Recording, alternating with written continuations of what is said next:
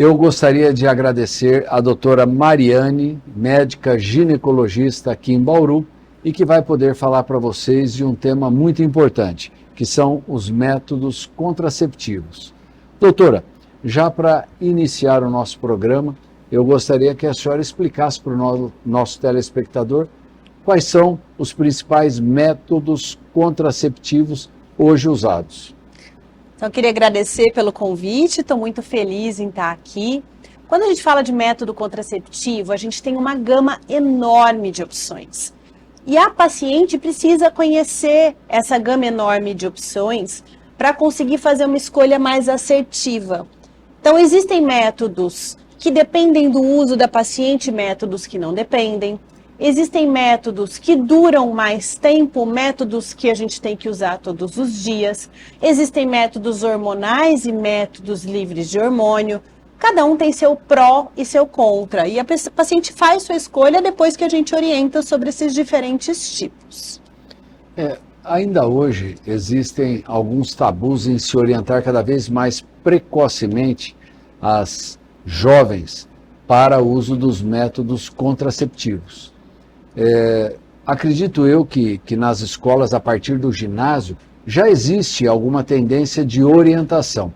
Mas mesmo existindo essa tendência de orientação nas escolas, seria importantíssimo uma consulta com um profissional especializado, não seria, doutor? Com certeza. A gente sempre fala que a paciente deve ter consultas anuais com o ginecologista a partir da sua primeira menstruação.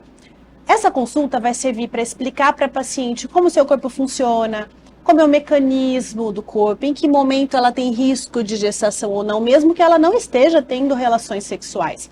Porque se a gente deixar para falar sobre isso depois que a paciente já iniciou a atividade sexual, pode ser tarde. Essa paciente pode voltar para a gente já gestante, já com uma gravidez, na maioria das vezes, não planejada.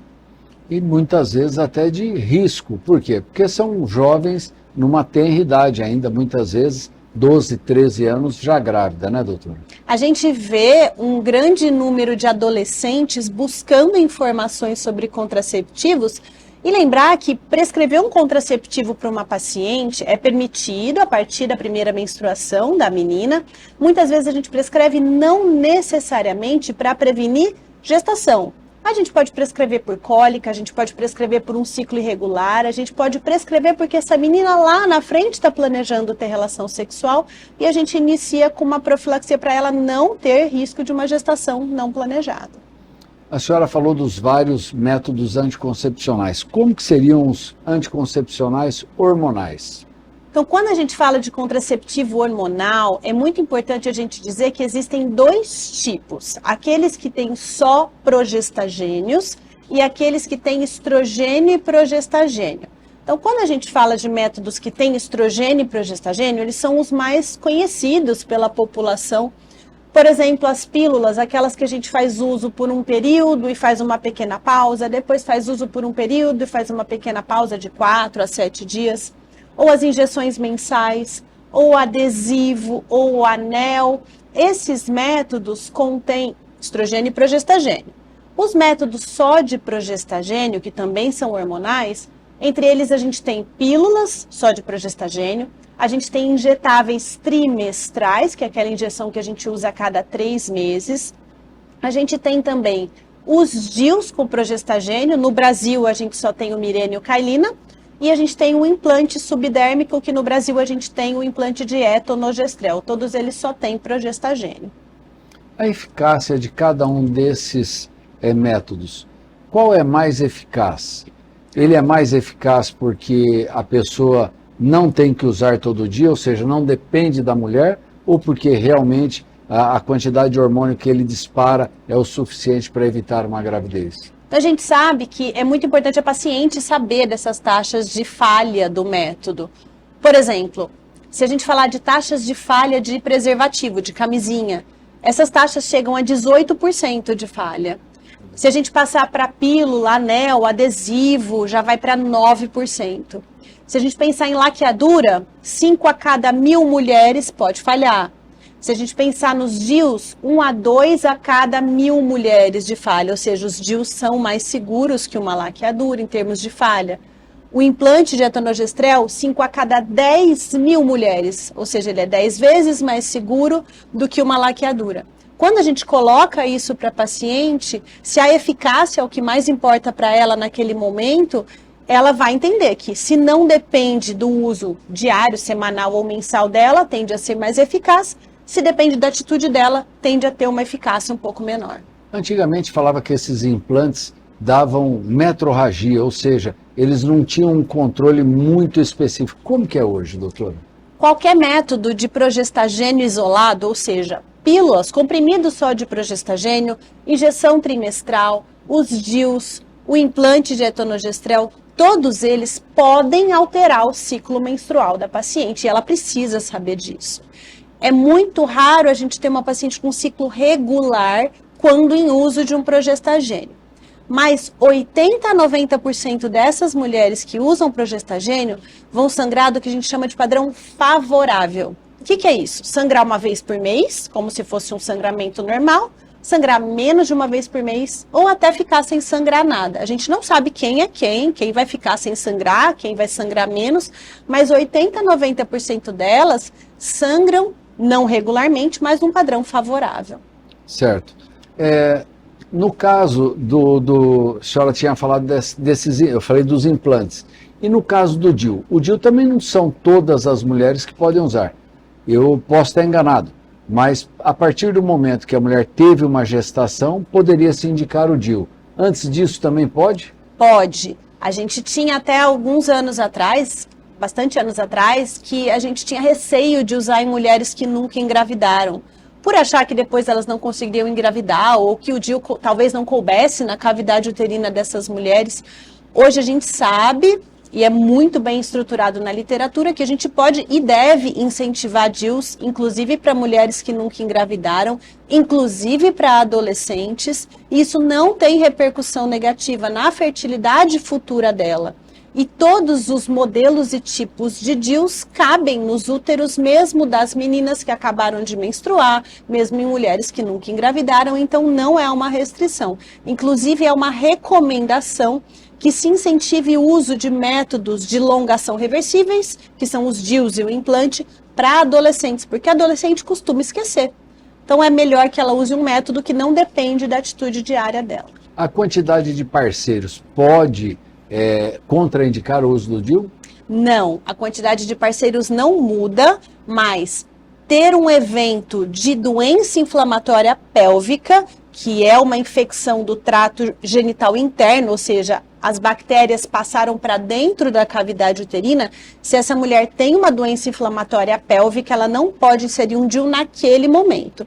Ela precisa tratar e colocar, se for essa a opção dela, um DIU depois. Os DIUs não aumentam a incidência de doença inflamatória pélvica. E a gente pensa, ela pode ter um único parceiro, mas esse parceiro ter múltiplas parceiras, e aí continuam tendo fatores de risco para doença inflamatória pélvica. Mas os DIUs não contribuem para aumentar esse risco. Certo. E os métodos de barreira? A gente às vezes esquece de falar bastante deles, né? Porque métodos de barreira, por mais que eles tenham, como eu comentei, uma taxa de falha, camisinha chegando até 18, 20% de falha, mas eles são os únicos métodos que protegem de infecção sexualmente transmissível. Então a gente não pode esquecer de falar deles. A paciente pode estar usando um método de elongação, que protege de gestação, mas ela também precisa estar orientada a usar um método de barreira para proteger de doenças infecciosas. Claro que ele tem seu potencial para proteger de gestação, sim, eles são métodos usados para isso também. Mas o que ele tem de mais forte é a proteção de infecções sexualmente transmissíveis. Esses métodos ainda continuam, a camisinha masculina, que é o principal, e tem também a feminina. Hoje é bastante utilizada? A camisinha feminina, por uma questão cultural, ela é pouco utilizada. Ela é disponível no SUS, a pessoa pode ir até a unidade de saúde e solicitar, ela consegue gratuitamente, da mesma forma que a gente pode pegar preservativos masculinos, mas hoje a gente sabe que a população tende a usar menos. Não que ela seja ruim, pelo contrário, é um método de barreira tão bom quanto. Mas é menos utilizado, caiu menos no gosto popular, sabe? Uma questão que a gente precisa lembrar de falar é que, em maneira alguma, a gente pode utilizar preservativo masculino junto com o feminino. É um ou o outro. Os dois juntos não aumentam a proteção. Eles podem, inclusive, um rasgar o outro. Com relação àqueles métodos contraceptivos, onde as mulheres não menstruam mais, como funciona isso? Funciona bem, não funciona? É usado hoje ainda? A gente tem uma parcela de mulheres que chega buscando um contraceptivo e a gente sempre pergunta o que você quer além de não engravidar, que outro benefício você quer do seu método. Se ela falar pra gente, eu quero não menstruar, não existe nenhum método que garanta que ela não vá menstruar. Mas existem aqueles que fazem com que ela tenha uma maior chance de ficar sem sangrar. Por exemplo, uso contínuo do contraceptivo combinado, emendar cartelas de pílulas, que as pessoas às vezes têm dúvida se isso é bom, se isso é ruim. Não é um problema, não aumenta riscos, não aumenta eventos adversos de forma alguma. O que pode acontecer é não segurar o sangramento. Às vezes ela emenda 2, 3 cartelas, acaba tendo algum tipo de sangramento, mesmo tomando de forma contínua. A gente orienta muito isso para paciente, às vezes, que vai para a praia, que vai viajar ou que simplesmente tem muita cólica menstrual. Ela pode unir cartelas. Ela pode usar, por exemplo, um DIU de levonorgestrel, que seria o Mirena, por exemplo. Ela tem uma tendência maior a sangrar menos, mas não a ficar garantidamente sem menstruar.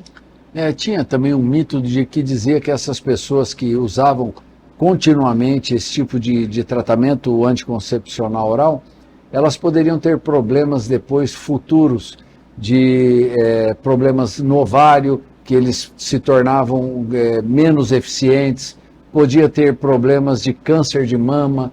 Tem alguma relação, doutor? Então, hoje a gente tem grandes linhas de estudo em cima disso, mostrando que o retorno à fertilidade, ele é imediato para a grande maioria dos métodos. Então, pílulas, anéis, adesivos, DIUs, a partir do momento que a gente suspende o método, a mulher volta a ter sua fertilidade habitual, então não tem impacto negativo na fertilidade. Ao mesmo tempo, ele não preserva a fertilidade da mulher. Ele não garante, algumas pacientes acham que eu vou guardar meus óvulos se eu não tiver ovulando. Não, os óvulos são degenerados mês a mês, então a gente não protege a fertilidade futura. Ele também não piora. Em relação a riscos de câncer, o uso de contraceptivos hormonais reduz risco de câncer de endométrio, reduz risco de câncer de cólon, que é intestino, reduz risco de colo de útero. Os DIUs, por exemplo, podem reduzir de 36% a 45% a chance de uma lesão precursora de câncer no colo do útero evoluir. Então, a gente tem mecanismos protetores de câncer. Uma outra questão que se pensava muito antes era se teria impacto na massa óssea. Se essa mulher que usa contraceptivo há muito tempo teria problemas com sua massa óssea, hoje a gente sabe que não. Com exceção do injetável trimestral, nenhum outro método contraceptivo impacta na massa óssea da paciente. Câncer de mama, então, está descartado também. A paciente que tem câncer de mama não pode usar método hormonal, nem de estrogênio com progestagênio e nem de progestagênio isolado. Aquela que tem histórico familiar, mãe, tia, irmã com câncer de mama, não tem contraindicação a nenhum método contraceptivo. Então, hoje, antes de você passar um método desse, você tem que investigar, ver se essa paciente tem ou não tem o câncer de mama. Se ela tiver na idade de rastreio. E qual é a idade de rastreio de uma mulher para rastreio de câncer de mama se ela não tiver antecedente familiar? Vai ser quase num pós-menopausa, ela não tem mais demanda. 40 anos. Então, se ela não tiver lesão ativa, não tem um nódulo, não tem algo palpável na mama que eu suspeite que ela esteja com câncer, eu não tenho que fazer rastreio diferente nenhum para essa mulher. Essa mulher de 25, 30, 35 anos que chega num consultório buscando contracepção, não precisa fazer nenhum rastreio diferente para iniciar um método contraceptivo. O fato dela também usar esses contraceptivos não abrevia, ou seja, antecipa a menopausa? Não, isso também é muito estudado. As pacientes não protegem sua reserva, mas também não gastam, não queimam sua reserva ovariana com isso. Isso é super interessante, porque as pacientes confiam nesse método, a maioria dos métodos é super eficaz, e aí ela esquece que a fertilidade termina, com, sem ou apesar dos contraceptivos. Então ela lá coloca um método que é tão eficaz que ela vai remover esse método depois dos 40 anos e aí, naturalmente, a fertilidade dela já caiu, não por culpa do contraceptivo, mas por culpa do passar do tempo. Da idade mesmo, né? Isso é uma coisa bastante importante de estar se dizendo, porque quer queira, quer não, a mulher hoje vai muito mais em busca do trabalho, da realização profissional, para depois pensar nessa parte de realmente de gestar, de ter os seus filhos, de aumentar aí, ter uma prole, né? Então, realmente, elas acabam deixando para mais tarde fazer isso. E a consequência é que muitas vezes a quantidade ou a chance delas engravidar vai ser menor, não pelo uso do contraceptivo ou qualquer outro método que ela tenha tentado. Mas aí também acho que é um erro nosso, profissionais de saúde, de não alertar a paciente de que sua fertilidade é finita, de que a mulher tem um pico da fertilidade entre 20 e 30 anos e que depois disso é um declínio, e esse declínio é muito, muito acentuado após os 35, chegando perto dos 40 anos com baixíssimas taxas de gestação espontânea. Sabe que há um tempo atrás eu entrevistei um colega aqui e ele falou isso, que uma mulher de 35 anos hoje é considerada velha para engravidar, para gestação. E que há uns anos atrás realmente era colocado como uma idade normal, que ia até os 40 anos, após os 40 que isso acontecia. A gente sabe que esse envelhecimento do ovário, ele não é de um dia para o outro. Ele não é decorrente do uso ou não de contraceptivos. Mas hoje a gente olha uma mulher aos seus 40 anos, ela está na flor da idade, ela está saudável, está praticando atividade física, está se alimentando bem, está cuidando da sua saúde, mas, mesmo assim, os ovários têm tempo de vida útil. Eu sou testemunha disso, eu casei muito cedo e até os 30 anos nós tivemos todos os nossos filhos, então não podia piscar que engravidava mesmo. E muitas vezes até numa troca de anticoncepcional eu conseguia engravidar. Depois dos 30, 35 começa a ficar muito mais difícil mesmo. Desses anticoncepcionais todos que nós falamos, quais são os mais usados, doutora? Hoje, a gente sabe que no Brasil e no mundo, o método mais usado é o método por via oral. Mas tem aumentado muito o número de pacientes utilizando métodos que não dependam da sua atitude, os LARCs, que são os métodos de longa ação reversíveis. Isso tem aumentado porque a gente tirou muito mito, entendeu que essas pacientes podem usar esses métodos sem grandes, na verdade, sem nenhuma repercussão negativa sabida, né? Não tem nenhum efeito colateral grave, tem muitos menos efeitos colaterais do que os métodos de uso diário, semanal ou mensal. E também porque os profissionais de saúde aprenderam a falar sobre eles para as pacientes. A gente começou a conversar mais e ouvir a paciente sobre o que ela quer além da contracepção. Esses que a senhora está falando seriam os dispositivos intrauterinos? Os DIUs e o Implanon, que é o implante de etonogestrel, isso. Esses implantes, eles duram quanto tempo? 3 anos. 3 anos? 3. E os DIUs, nós temos DIUs de 3, de 5, de 10, de 12 anos, então tem para todos os gostos, né? E tanto um quanto o outro. Totalmente reversível. Se ela decidir engravidar, tirou... E sem repercussão na fertilidade. A partir da remoção, ela já está exposta à gestação. Certo. O que me deixou muito, assim, surpreso foi a senhora falar que o método anticoncepcional da camisinha, de barreira da camisinha, só tem 80% de chance de não engravidar. Eu achei que chegasse a 95%, 96%. Esse susto que eu brinco que todo mundo toma quando a gente fala da taxa de falha do preservativo. Do preservativo. Né? A gente só não ouve mais falar sobre essa taxa de falha porque o ser humano não é 100% fértil. Não é em uma relação desprotegida que a gente acaba engravidando, na maioria das vezes, né? Então, se a gente pensar em 1 ano de relações desprotegidas, a gente tem 85% de chance de gestar. Então, não é 100% de fertilidade do ser humano. Mas, entre os métodos contraceptivos, o preservativo ele só não é pior do que os métodos comportamentais. Por exemplo, tabelinha, coito interrompido, eles são muito menos eficazes, obviamente, do que o preservativo. E, mais uma vez, a gente não está desencorajando usar preservativo. O preservativo é o único método que protege de ISTs. Mas a paciente precisa saber das suas taxas de falha, sim. Eu não sabia que era tanto assim.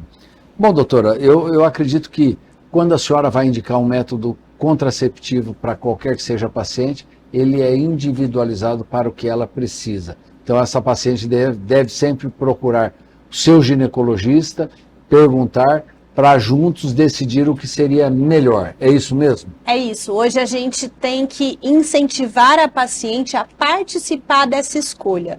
É claro que essa escolha tem que ser baseada em informações que a gente passa para ela. Sim. Depois de dadas todas as informações, ela vai escolher qual método cabe melhor no seu contexto, o que ela quer além de não engravidar. Ela quer não engravidar e ela quer melhora da acne, ela vai escolher um método. Ela quer não engravidar e quer reduzir volume de sangramento, já é outro método. Ela quer não engravidar e não quer ter que lembrar disso. Ela vai pensar no que ela quer além da questão de não engravidar, do planejamento familiar e os outros benefícios não contraceptivos que cada método tem, sempre levando em consideração o que ela pode e o que ela não pode usar, baseado em patologias, no histórico médico da paciente. Certo. Doutora, chegou uma pergunta agora aqui, que as mulheres que usam anticoncepcional oral têm maior tendência a reter líquido e engordar, é verdade? Essa pergunta sempre surge, né? Mulher, a gente tende a procurar um culpado para engordar em tudo, né? Mas falam que isso daí é bastante frequente. A gente sabe que os progestagênios isolados, eles podem ser responsáveis por uma discreta retenção hídrica, sim.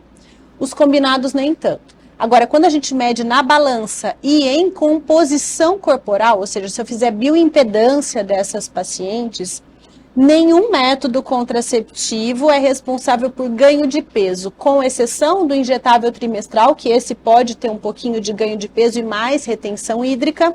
Todos os outros métodos não têm impacto no peso da paciente e nem em composição corporal. Então, a gente sabe que mulheres ganham peso ao longo dos anos, independente do contraceptivo, faz parte de sermos mulher, mas não é culpa de seu contraceptivo. Certo. Eu gostaria imensamente de agradecer a doutora Mariane de estar aqui no nosso programa, de termos falado aí durante meia hora de um tema muito importante, interessante, como ela mesmo disse. Mesmo usando qualquer método contraceptivo, importantíssimo o uso do preservativo para prevenção de doenças sexualmente transmissíveis. Não é porque você hoje tem DIU, está usando um anticoncepcional oral, que você não tem que pensar no outro lado. Deve sempre pensar na proteção da doença sexualmente transmissível. Acredito que tenhamos falado de uma maneira clara, simples e que você tenha entendido, mas se ainda assim restaram algumas dúvidas, queiram encaminhar para a TV Prevê. Tenho certeza que a doutora terá o maior prazer em respondê-las. A vocês, muito obrigado e fica aqui o convite para que na semana que vem estejamos juntos aqui para mais um Prevê Saúde. Tchau.